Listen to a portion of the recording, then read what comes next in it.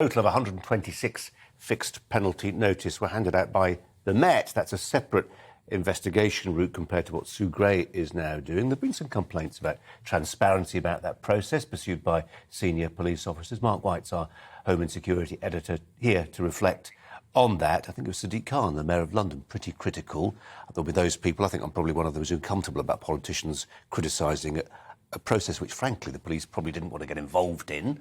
But there, we have it. You hit the nail on the head. The police absolutely did not want to get involved in what they knew was a real political row. The last thing they wanted to do was get stuck in the middle of that. So they resisted for some time. They said that the policy that they adopted was one of not retrospectively investigating potential COVID breaches.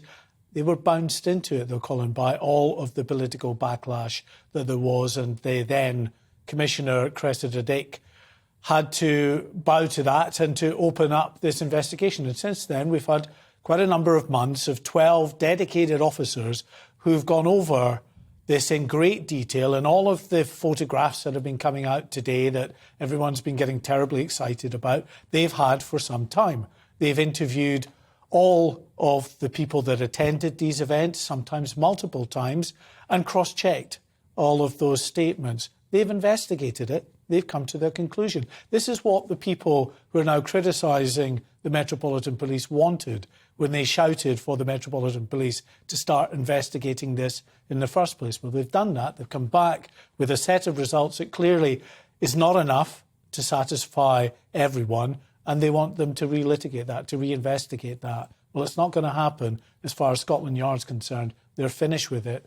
And they're glad they're finished with it. Well, they're finished with it, Mark, but in County Durham, they're not finished with it. They're not, no. And, you know, you've got a juxtaposed position there where I suppose you should say to people, be careful what you wish for, because if you want the rules to be applied in such a strict way as you seem to be calling for the Metropolitan Police to apply the rules regarding these events to Boris Johnson, then the same should be true of the events in County Durham.